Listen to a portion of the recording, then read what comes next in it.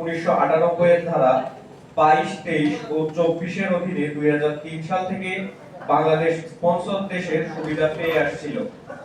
তবে 2007 থেকে 2011 সালের মধ্যে পর্যাপ্ত ভাষা ও কারিগরি দক্ষতাহীন অদক্ষ কর্মী যাওয়ার ফলে এবং পরবর্তীতে তারা কাজ হারিয়ে অবৈধ হয়ে পড়ায় 2012 থেকে 2020 সাল পর্যন্ত দীর্ঘ 8 বছর বাংলাদেশের সুবিধা থেকে বঞ্চিত থাকে। বিগত 2021 সালে পুনরায় দুয়ার উন্মোচিত হলে 2022, 23, 24 সালে প্রায় 6 লক্ষ বাংলাদেশি কর্মী আবেদন করেন এবং লক্ষাধিক কর্মী কাজের অনুমতি নুলাওস্তা লাভ করেন। কিন্তু একটি সংঘবদ্ধ চক্র নামমাত্র ভুয়া মালিক দেখিয়ে ওয়ার্ক পারমিট বাণিজ্য করায় 2023 থেকে 2025 সালের মধ্যে হাজার হাজার কর্মী ইতালিতে গিয়ে মালিককে খুঁজে পান নাই। এই অনিয়ম ইতালি সরকারের গোচরে আসলে তারা 2024 সালে বাংলাদেশ, পাকিস্তান ও শ্রীলঙ্কার নাগরিকদের অবৈধ ভিসা বেচা কেনার বিরুদ্ধে রোম কঠোর অবস্থান গ্রহণ করে। আইনি পরিবর্তন এবং Bangla dream oh Bangla lux প্রকল্পের অবিস্মরণীয় সাফল্য। সংকট মোকাবেলায় ইতালি সরকার 1998 সালে মূল আইনের বিশেষ করে 23 নম্বর ধারাটি সংশোধন করে 2023 সালে নতুন আইন নং 50/2024 জারি করে, যেখানে কর্মীর ভাষা ও কারিগরি দক্ষতার উপর সর্বোচ্চ জোর দেওয়া হয়। এই বাস্তবতায় প্রথম কোন প্রবাসী পরিচালিত বিদেশি সংগঠন হিসেবে ইতাল বাংলা সমিতি 2024 সালে বাংলা ড্রিম এবং বাংলা লাক্স নামক বিশেষ প্রকল্প হাতে নেয়। এর অধীনে 160 জন কর্মীকে বাংলাদেশে ইতালীয় ভাষা ও বিশেষ কারিগরি প্রশিক্ষণ প্রদান করা হয়।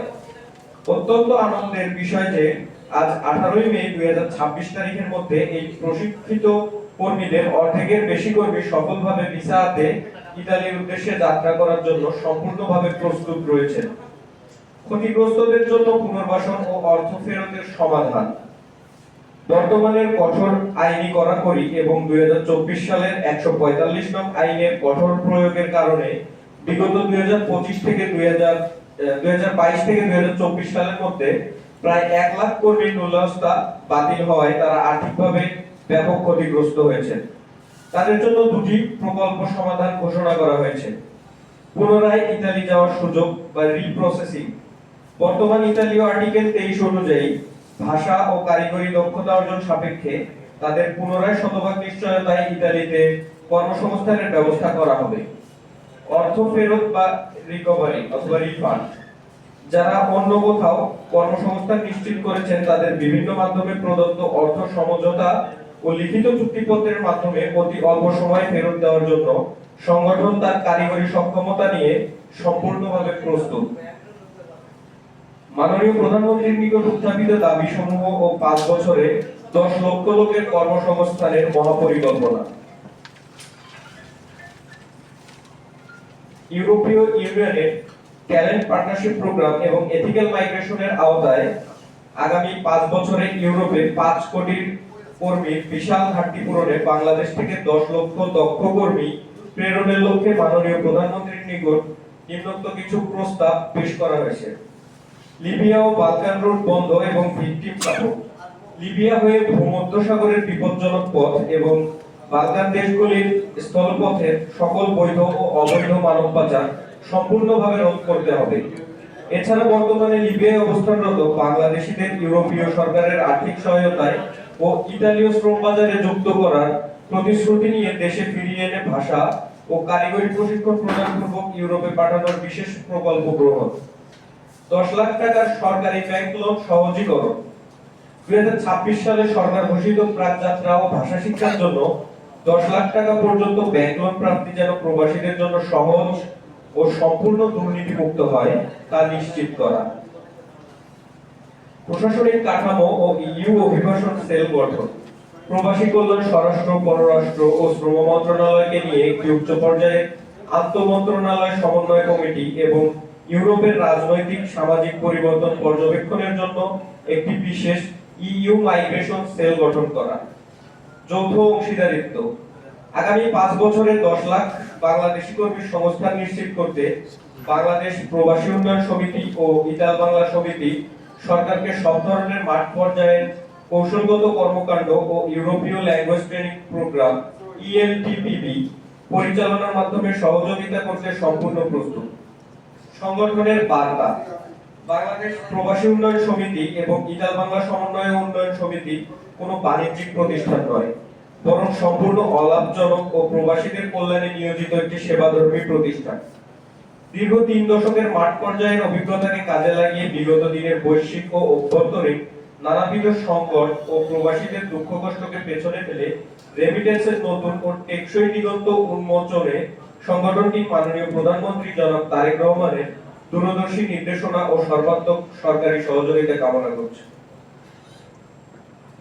শাহ মোহাম্মদ তাইফুর রহমান ছোটন, নির্বাহী পরিচালক, বাংলাদেশ প্রবাসী উন্নয়ন সমিতি ও সভাপতি, ইতাল বাংলা সমন্বয় কমিটি। ধন্যবাদ।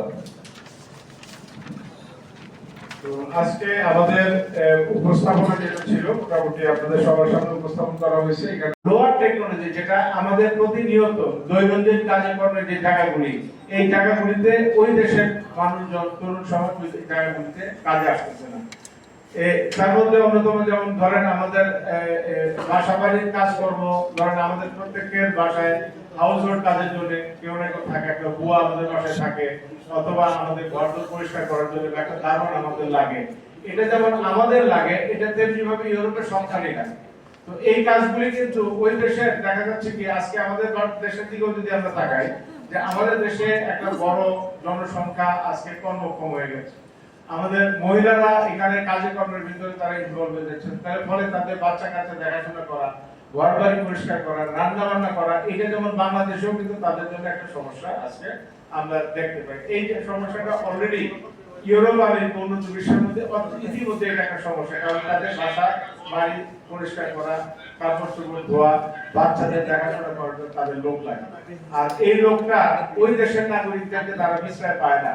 আমার কাছে এমন অনেক মালিক আছে, গত 1 বছর ধরে আমার কাছে বলতেছে যে আমার ওয়াইফ অসুস্থ, আমাকে একটা মহিলা দাও, যে মহিলাটা বাংলাদেশের থেকে আসছে, যে অন্তত মুখে ভাষা বলতে পারে, যে আমার ওয়াইফকে চিকিৎসা দেখাশোনাটা করতে পারবে।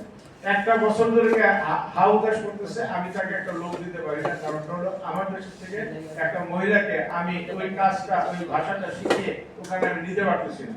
আমি যদি এখানে নিতে পারতাম, তাহলে এরকম হাজার হাজার মহিলা কিন্তু ইউরোপে কর্মসংস্থান করা সম্ভব, ইটালির মতো জায়গাতে কর্মসংস্থান করা সম্ভব। তো এই যে জায়গাগুলি, এই যে ভ্যাকুমগুলি, এই ভ্যাকুমগুলি পূরণ করবে কারা? পূরণ করবে আমার বাংলাদেশের মতো দেশের কর্মীরা, যারা ওই দেশে যাওয়ার পরে তাদেরকে ওখানে এই কাজের জন্য তাদের সুযোগ দেওয়া হবে। এরপর আরেকটা